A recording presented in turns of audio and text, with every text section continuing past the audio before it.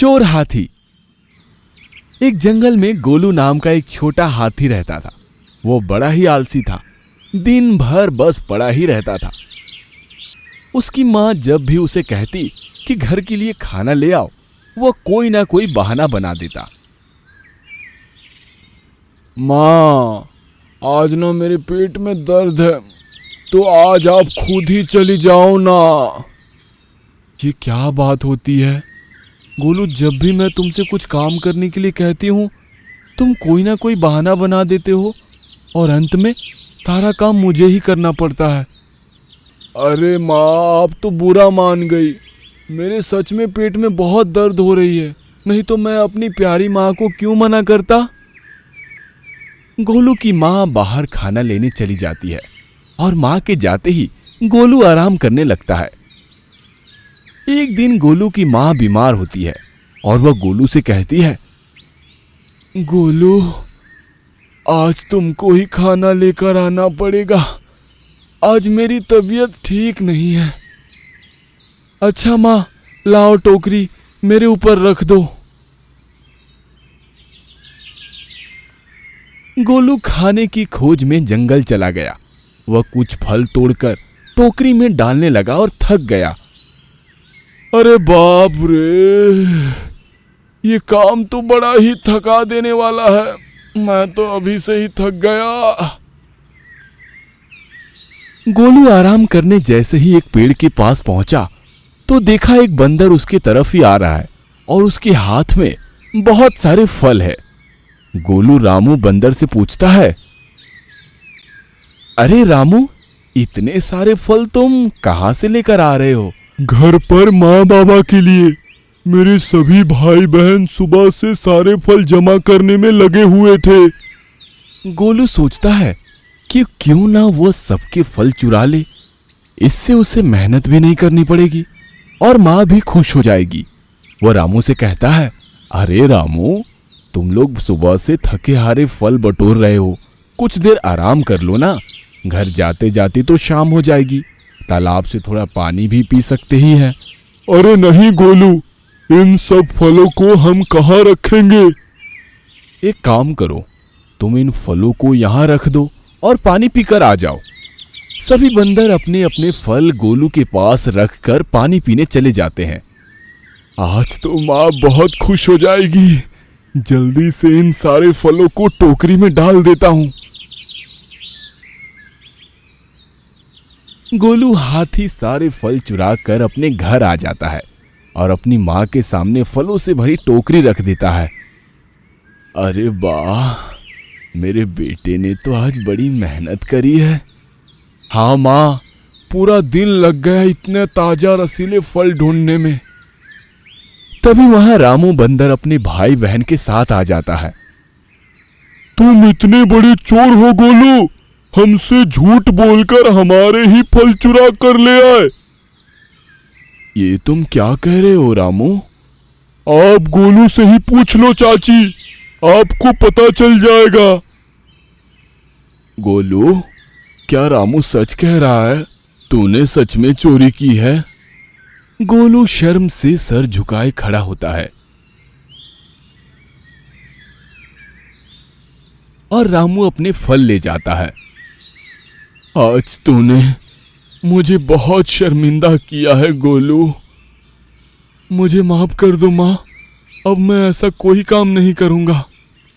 ठीक है गोलू, अगर तुझे अपनी गलती का एहसास हो गया है तो अच्छी बात है, लेकिन आगे से कभी भी चोरी नहीं करना।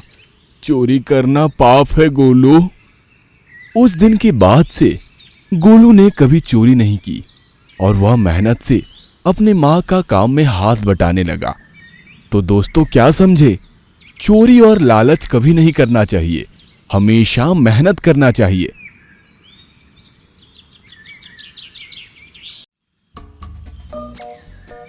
लोमड़ी का गधा। जंगल में लोमड़ी की शादी तय हो जाती है। शादी का दिन नजदीक आने लगता है। लोमड़ी सोचता है कि अपनी शादी में कुछ हटके होना चाहिए कि सब देखकर दंग रह जाए। लोमड़ी सोच में डूबा था, तभी गोलू बंदर आता है। क्या सोच रहे हो दुल्हे राजा? सोच रहा हूँ कि शादी में कुछ क्या करूँ कि सब दंग रह जाए। अरे तो फिर तो शादी के दिन घोड़े पर सवार हो जा। मैंने इंसानों की शादियाँ देखी है जिसमें दूल्हा घोड़े पर सवार होकर आता है। गोलू का ये आइडिया लोमड़ी को पसंद आता है।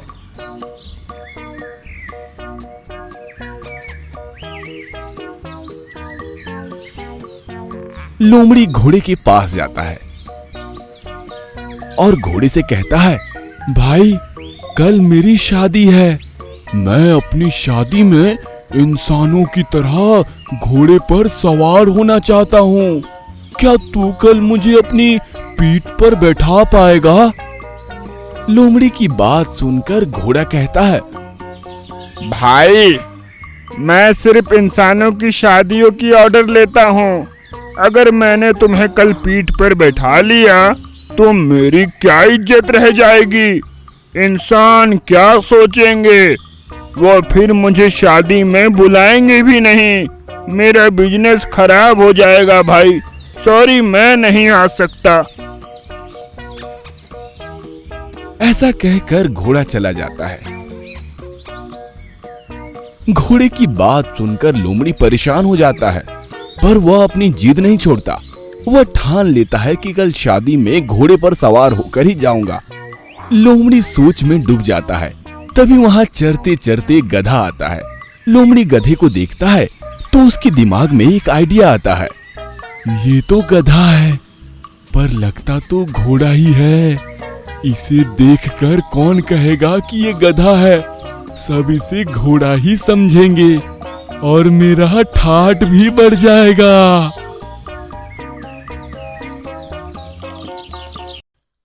कुएं का भूत। ये कहानी है रायपुर की, जहां गांव के बीच एक कुएं को बंद करके रखा गया था। गांव वालों का मानना था कि इस कुएं में भूत रहता है, एक औरत का भूत, और हर अमावस को वो किसी न किसी गांव वाले की जान ले लेती है। अब तक इस कुएं के भूत के कई शिकार हुए हैं।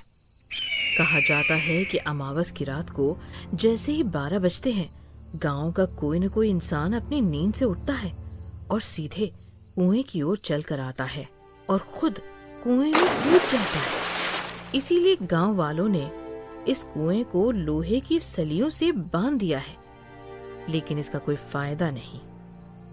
जब अमावस होती है, जो भूत का शिकार होता है वो कुएं के भीतर ही मिलता है। आप सोच रहे होंगे कि ऐसा क्यों? तो ये भूत थी शशिकला। शशिकला बहुत ही खूबसूरत थी। शशिकला विनोद की पत्नी बनकर गांव आई थी। मैं जल्दी वापस लौटूंगा और तुम्हें भी अपने साथ शहर ले जाऊंगा।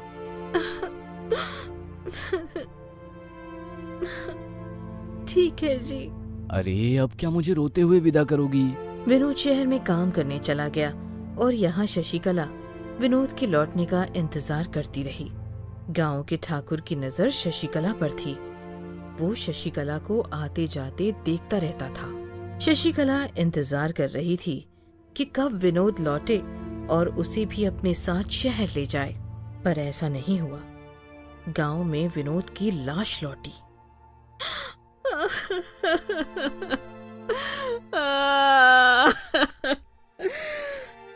शशिकला के जीने का सहारा ही छूट गया था। कुछ दिनों बाद उसने अपने आप को संवारा और अपना पेट पालने के लिए उसने नौकरी ढूंढनी शुरू कर दी।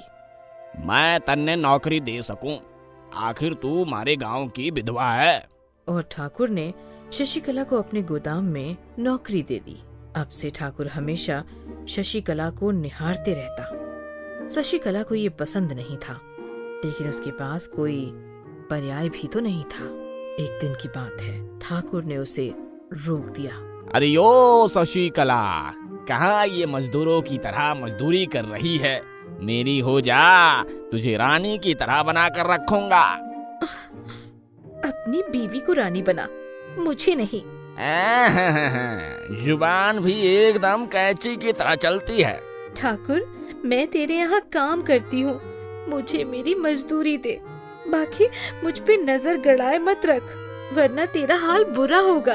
अरे इसलिए तो तू मन को भा गई है शशिकला। तेरी तीखी जुबान और ये कटीला बदन, आय हाय हाय हाय। ठाकुर अक्सर शशिकला को अकेला पाकर उसके नजदीक जाने की कोशिश करता था, लेकिन हर बार शशिकला उसे धुतकार देती थी। एक रात की बात है, शशिकला अपने घर में अकेली थी। वो अपने घर का दरवाजा बंद ही करने जा रही थी कि वहाँ ठाकुर आ गया। ठाकुर, तू यहाँ इस वक्त? हाँ, इसी वक्त। चला जा यहाँ से, वरना मैं शोर मचा दूंगी, फिर गांव वाले तेरा बुरा हाल कर देंगे। बड़ी आई मुझे गांव वालों की धमकी देने, हैं? ठाकुर शशिकला के नजदीक जाने लगा और शशिकला जोर जोर से चिल्लाने लगी, बचाओ, बचाओ मुझे, बचाओ नीच पापी ठाकुर, छोड़ मुझे, बचाओ। शशिकला की आवाज आसपास के गांव वालों ने सुनी और वो मदद करने जा भी रहे थे, लेकिन जब उन्होंने ठाकुर का नाम सुना तो वो वहीं रुक गए। बचाओ, बचाओ। कोई भी शशिकला की मदद करने आगे नहीं बढ़ा। शशिकला खिड़की से गांव वालों को देखती रही। अरे ना मर्दों, लानत है तुम पर। और शशिकला ने ठाकुर को कोनी मारी और घर से भाग निकली। शशिकला गांव भर भागती रही। भीखू भाई मेरी मदद करो, तुम तो मुझे अपनी बहन मानते हो ना। शशिकला जिस इंसान के पास मदद मांगने जाती, वो अपनी मुंडी नीचे कर लेता और फिर ठाकुर अपने आदमियों के साथ शशिकला का पीछा करने लगा। शशिकला भागते भागते गांव के कुएं के पास पहुंची और ठाकुर के आदमियों ने उसको दोनों तरफ से घेर लिया था। उसे समझ नहीं आ रहा था कि वो क्या करे। अब कहाँ भागेगी, हैं? मुझे गांव वालों की धमकी दे रही थी ना, अब क्या हुआ? कोई आया तेरी मदद के लिए? आजा आजा आजा, अब चुपचाप मेरी बात मान ले। बस कर पापी, बस कर, तू मुझे कभी हासिल नहीं कर पाएगा, कभी नहीं, कभी नहीं। और शशिकला ने गांव के कुएं में छलांग लगा दी। इसी दिन से शशिकला का भूत इसी कुएं में रहता है। उस दिन के कुछ ही दिनों बाद अमावस की रात को ठाकुर अपने बिस्तर से उठा और उसने कुएं में छलांग लगा दी।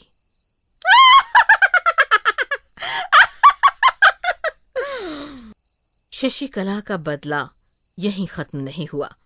अगली अमावस को ठाकुर के दोनों आदमियों ने कुएं में छलांग लगा दी। गांव वालों ने मंत्र तंत्र से भी शशिकला की आत्मा को मुक्ति दिलवाने की कोशिश की, लेकिन उसका बदला कहाँ खत्म हुआ था। इस गांव के हर इंसान को मार दूंगी, तभी मेरी आत्मा को शांति मिलेगी।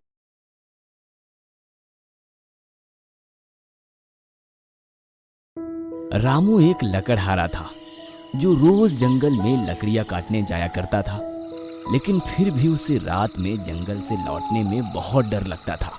आलतू जलालतू आई बला को डालतू, आलतू जलालतू आई बला को डालतू, आलतू जलालतू आई बला को डालतू।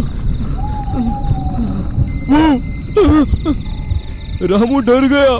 क्या भाई रामू, तू रोज जंगल आता है और रोज डरता है, आखिर ऐसा क्या है इस जंगल में जो तू रोज डरता है? ये कहानी मैंने सुनी है ना, अगर तू सुनेगा तो तेरी भी सिट्टी बिट्टी गुल हो जाएगी। अच्छा तो चल सुना। यहाँ नहीं, मेरे घर चल, तुझे वहाँ सुनाता हूँ। रामू कृष्णा को अपने घर ले गया और दोनों वहीं बैठकर बातें करने लगे। तू चल अब सुना तेरी डरावनी कहानी। ये कहानी मेरी दादी माँ ने मुझे सुनाई थी और ये सच है। अच्छा सुना तो। मेरी दादी माँ और दादाजी के शादी को 10 साल हुए थे और मेरे दादाजी मेरी तरह ही लकड़हारा थे। वो भी रोज जंगल में जाते थे लकड़ियाँ काटने। दादाजी जंगल के कोने कोने से वाकिफ थे। कौन सा पेड़ कितनी दूर पर है वो उन्हें पता था। लेकिन एक रात उनके साथ बहुत अजीब हुआ। उन्हें जंगल से निकलते निकलते देर हो गई। वो अपने रोज के रास्ते पे चल ही रहे थे कि अचानक उन्होंने एक पत्थर पर पैर रखा और सामने का रास्ता बदल गया। ये क्या? और अब सामने जो जंगल था वो कोई आम जंगल नहीं था, बल्कि भूतिया जंगल था। इस जंगल के पेड़ भी भूतिया थे, जिनके दांत थे। दादाजी के सामने बहुत सारे सांप रेंग रहे थे और अजीब अजीब डरावनी आवाज़ें सुनाई दे रही थी। दादाजी पीछे मुड़े तो पीछे का जंगल भी बदल चुका था। वो अब उस जंगल में नहीं थे जहाँ वो रोज आते थे। उन्हें समझ नहीं आ रहा था कि वो क्या करें, फिर भी वो बच बच के आगे बढ़ने लगे। मुझे यहाँ से बाहर निकलना ही होगा। उन्होंने सांपों को पार कर लिया। ओह, अब ना जाने आगे क्या हो। दादाजी को आगे एक खरगोश दिखा, जिसे देखकर वो खुश हो गए। दादाजी खरगोश के पास गए। इतने भयानक जंगल में तू यहाँ क्या कर रहा है? जैसे ही दादाजी ने उस खरगोश को हाथ लगाया तो खरगोश ने दादाजी के हाथों पर काट लिया और मांस का टुकड़ा निकाल लिया। दादाजी जैसे तैसे उस खरगोश से दूर भागे, लेकिन उनके हाथों से खून टपक रहा था। इस खून की बूंद चींटियां चाटने लगी और फिर चींटियों ने दादाजी पर हमला बोल दिया। जहाँ जहाँ दादाजी का चींटियों ने काटा वहाँ वहाँ छेद हो गया। दादाजी चिल्लाते हुए वहाँ से भागे और सीधे सामने दिखने वाली नदी में कूद गए, लेकिन वहाँ मगरमच्छों को देखकर चिल्लाने लगे।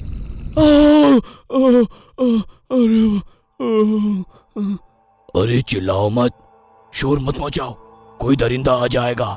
दादाजी चुप हो गए और जैसे मगरमच्छ उनके पास बढ़ा वो फिर चिल्लाने लगे। अरे डरो मत, मैं तुम्हें कुछ नहीं करूँगा। मैं इस जंगल के बाकी जानवरों की तरह भूतिया नहीं हूँ। भूतिया जानवर? हाँ, इस जंगल के सारे जानवर भूतिया है। इस जंगल पे एक चुड़ैल का राज है। सारे जानवर उसी के वश में हैं, इसलिए यहाँ घास खाने वाले जानवर भी मांस खाते हैं। लेकिन तुम कैसे बच गए? जहाँ बुराई होती है वहाँ अच्छाई भी जरूर होती है। ये नदी वही अच्छाई है। इस नदी में सदियों से ऋषि मुनि तपस्या कर रहे हैं। उनकी तपस्या ने इस नदी को पावन कर दिया है। क्योंकि हम मगरमच्छ इस नदी में रहते हैं, इसलिए हम पर उस बुरी चुड़ैल का जादू बेअसर है। क्या इस चुड़ैल का जादू बेअसर करने के लिए कोई तरीका नहीं है? इसी सोच को लेकर कुछ साल पहले एक यहाँ साधु आए थे। वो बहुत ही शक्तिशाली थे। ये भूतिया जीव उनके पास भी नहीं आ पाते थे। फिर क्या हुआ? उन्होंने चुड़ैल का नाश क्यों नहीं किया? वो साधु महाराज चुड़ैल का पता खोजते खोजते उसकी गुफा तक पहुंचे। मुझे पता था तू यहाँ जरूर आएगा। आखिर तेरी मौत मेरे ही हाथों लिखी है। किसकी मौत किसके हाथों लिखी है, ये तो वक्त ही बताएगा। और फिर साधु और चुड़ैल के बीच घमासान युद्ध शुरू हो गया। चुड़ैल साधु पे आग का गोला बरसाती तो साधु चुड़ैल पर बिजली बरसाता। ये लोग लड़ते लड़ते गुफा से बाहर एक खाई के पास आ गए। अब तू नहीं बचेगा।